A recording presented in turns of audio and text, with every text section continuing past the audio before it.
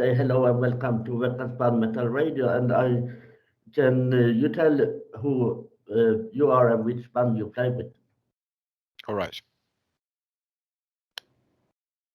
So, which band are you from? Oh, I am Cristóvão Ferreira, and I'm a founding and guitar leading and vocals from the band Kaskaveil from Azores, Portugal. Okay. And you? Yes, my name is Luís Ferreira, and I currently play bass on Kaskaveil, stoner doom band from Azores. Okay. So, how was the band format? Well, we formed this band, I think, around 2015. We were playing Correct. together in a band called Empire. It's a local band here also. It was not a band. It was more like a project. And we reached to the abrupt end of this project, and we decided, hey, let's form another band. Luís had a great interest in the stoner doom kind of thing. I also enjoyed that genre, so we said, oh, let's make this band. Let's work on this from It's now on. also maybe it's important to pinpoint that we were previously playing something much more softer, and we wanted willingly to play something heavier than we were doing in the past. So that was also an incentive for us, Yeah. so to speak. Okay. So, you guys have played for very, very long time. Oh yes. I've been playing since around 1998 when I formed my Okay. first band. Yeah. Then I had a couple of bands till now, and nowadays I'm working with this band Kaskaveil. Still have my another former band called Spank Lords, and some other projects, all in the realms of metal, of course. Okay, that's great. So, how did you come up with the band name? That's Luís. It was slightly improvised, but we did. Me and Chris, we know. I know Chris basically since the time he started playing with bands and stuff. We have a lot of a common ground, so to speak. And we always shared this idea that we should have something simple, not too complex and very direct. So we chose purposely a smaller name, and that somehow would convey the ideas, the abstract ideas that we have. Yes, Okay. Luís is actually great with coming up with names for songs, for lyrics. He's great with this kind of new words. So Cascavel is, in Portuguese, Cascavel is similar to rattlesnake. In Portuguese we pronounce it Yeah. Cascavel. Okay. So adjusting the name to English, changing the letters from C to K, and then changing the last part to veil to give something more doomy, more mystic. I thought it was when he told me this name, I was like, oh, this is great. That's the name of the band. Look no further. Yeah, I really like the name because it's how we say that how it's really unique. Yes, that's the same I thought when he told me the name. It sounds Yeah. just great. That's the name. That's what we're gonna stand up for. Okay. So then, how long have you been with this name? Since the beginning, yeah. We had some, since 2015, since we formed the band. Okay. So Yeah. you never changed it. No, fortunately, no. We had some how can you say, pilot names in the beginning, like everything else in life, but we settled down on Cascavel practically as soon as I shared this with Chris. He was like, bang on, dude. Yeah. So when will the next album coming out? We're actually recording it right now. We were discussing this last year about what we should do since everything's changing, the record industry is not the same anymore. As you know, everything is transitioning to digital and stuff. So we were. It's actually a thing that we talk a lot. We were indecisive if we should launch an EP with 3-4 songs, easier for people to listen. Nowadays people don't have that thing that we used to have back then. We buy an album, we sit at home, we listen to it fully because we spend money on it. We read the booklet. It was great. Nowadays people just consume music in a different way. They just download it on YouTube, Spotify, and they are constantly shifting, moving through songs. So for us it was like a dilemma: should we record a long play album, or should we record an EP, something more direct and attractive, or something long play? We've been releasing songs on YouTube because when we started this project we were like, oh, let's just see where this goes. And we started recording one song, putting out another song, putting out another song. And then after all this time, and with the feedback we've been giving lately and stuff, we decided, let's make something more serious. So we reached this dilemma of should be an EP, should be a long play, and we're still kind of dabbling on that. But I think we're falling more true to a long play album, which we are recording right now. I cannot say exactly if it's going to be ready this year, because since this global pandemic, it's been hitting hardest here in Azores as well, and we've been postponing recordings and stuff because of this. Every time we join, it's okay. Then cases start to rise up. We have to change the dates again, not see each other, and working. A lot of compromise. Yes. Yeah, I think the fucking pandemic is kill a lot of things. Yeah, it's shit. Yeah, This pandemic is shit. really shit. It's big shit. Yeah. So, but you have one thing. You can play it on Veckans Band Med ZeD. Oh, thank you. Thank you. Yes. Yes, we're counting on that. I actually played your band yesterday in my live show. Which one was it? Your band. Oh, the yes. Woods. The Woods. The Woods. Yeah. Thank you very much. Thank you. It was the first song we put out. Was the around Halloween. I really like it because you sent me that single, I think, on my email, and I listened to that and I play it on my live stream, and it's up in my 24/7 playlist. Thank you very much. It's very good to hear that. Yeah, it's very great. kind. Yeah, thank you. So who is the songwriter? We both write the songs. It's like Luís told you, it's since we've known each other for so long, and we've been always connected to music. Our friendship kind of started on base of music.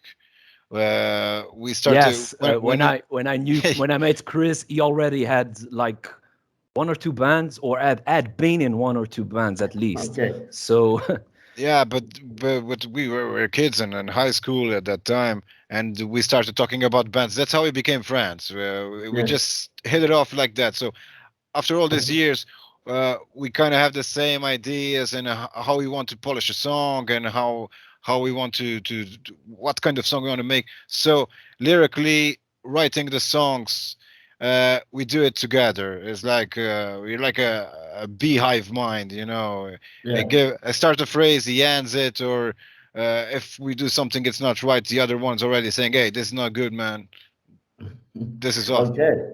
So it's democratically. that's the way. Yes. Sometimes. How long have you been active in music? I don't mean just in your band. I mean active. Understand the question? Like playing with bands or listening? Yeah. Play band. For me, I've been playing since 1998. Luís? Okay. 2012, maybe, when I started playing with you guys in Empire. Yeah, maybe. Yes, around Okay. 2011, 12. Yes. It's a long time. Yes, Luís took a long time because he in the beginning, and he still is, he's a designer. He makes the designs, professional designer. So he makes designs for metal bands. You know, he made the lot of designs for my bands, cover albums, posters, images. He's the guy to go to. So you see all those images you see on the songs from Kaskaveil. They were all hand drawn by him, inclusive the Okay, logo. that's cool. He made this all by himself. So back then he didn't jump right on the ship and got an instrument, because when we were studying, and then he went to college to Life. take yes, life. Okay. Then when he So- came back from college, because we live here on an island, so if we want to, for example, take a course like he did on design, you have to go abroad. You have to go to the mainland in Portugal. Yeah. So people, bands and stuff, they got put on hold. So when he came back and he started working, I told him, hey, this is the time, man. We've been talking about music and you've been designing all this time, so it's time you pick up an instrument and play. Yeah. That's how it all started, man. Okay, so you are the guy who made the cover and the design on the CD and everything. Correct. Okay, so very nice work from you. Thank you. That's very kind. Yeah, I see the last one and I like it a lot. Thank you very much. It has to So be. We are doing this by ourselves, and we try to keep it that way. Not I'm not saying this in a selfish way, but it's more contained, so to speak. Everything depends on ourselves. So I believe that's the way to go, man. okay, Yes, also with limited resources, you know how it is with bands. You know, money, it's not always the thing that grows on trees. So we have to. We always tend do to go do it yourself, as most as we can. Since we've been doing this in videos and artwork, everything we can do by ourselves, we do. That's yeah. that's the way to go. I know the problem with the money not grow on the tree. I know it.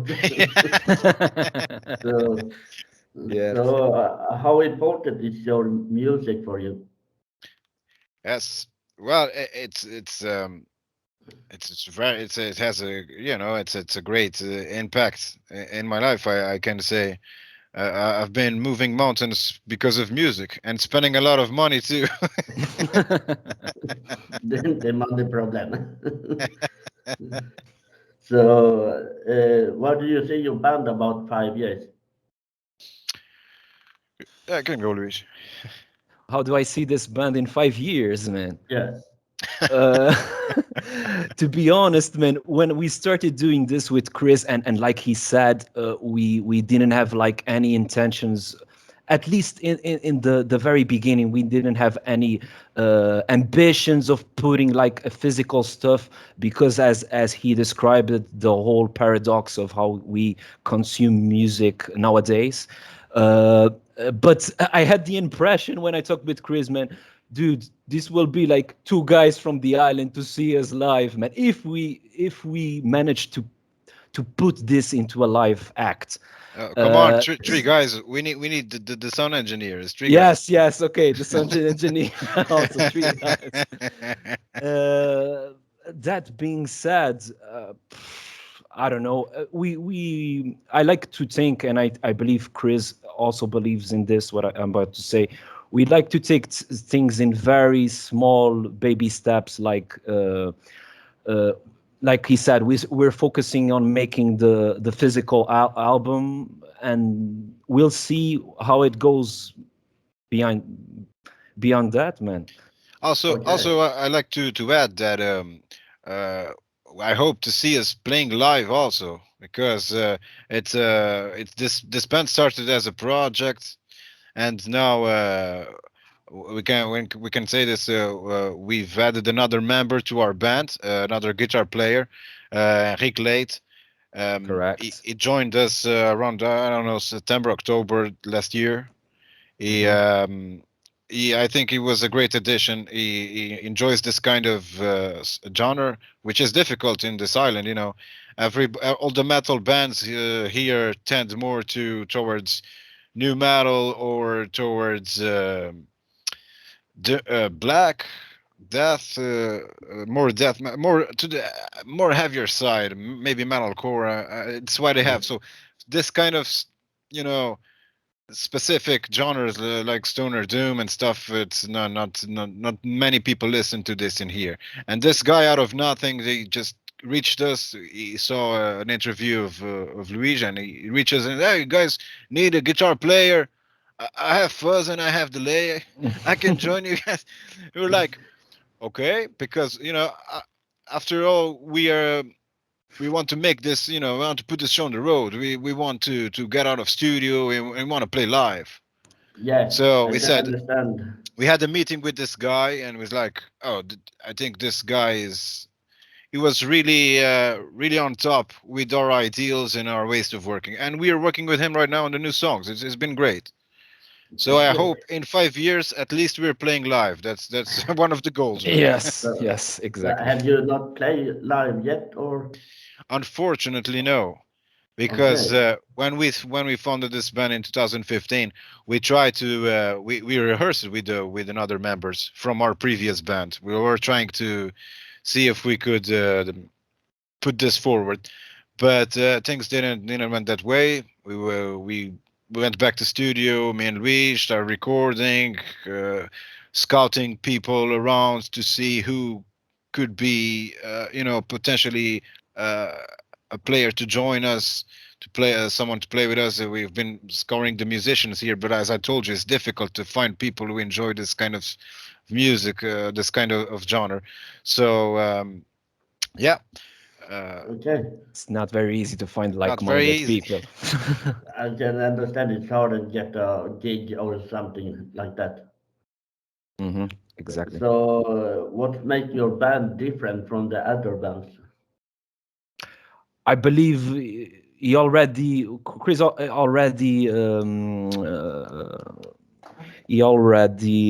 I think he already pointed this out. I mean, we're basically on the beginning doing songs and music that I don't want to say that pleasure us, but that satisfied the needs we have in music, and specifically on heavy music.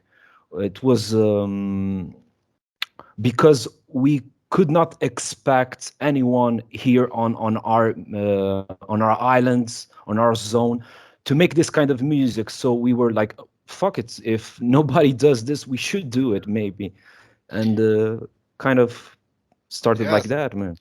Also, we see all the guitarists, all the guitar players. They are just, the brightest sounds, the beautiful sounds, and stuff. And here comes with us. We wanna do this, heavy and dirty. We want this fuzz and stuff. We want this amps cracked to the max. Gritty metal. Gritty, disgusting, Yeah. sounds. We are pushing towards this. So we it makes even harder to find people to play with. Yeah, I can understand that. So, I think you cannot answer this question because the last question are, have you some tour plan for next year? Well, it's one thing I can tell you here about tours is it's very difficult because since we live in an island, the traveling costs to go from here to any country in the Yeah. world to play, they are very expensive, and venues don't want to pay for that. If you want to go, for example, if I want to go to play to Italy or to France, all those expenses would have be majorly coming from us. Yeah. And touring with a band with three, four elements, maybe five, it can be Yeah. very, very expensive. For a producer or someone on a venue, it's easy to invite a band from the mainland, from Portugal, because it's on the mainland. They can go by bus, by train, even by plane. It's much cheaper.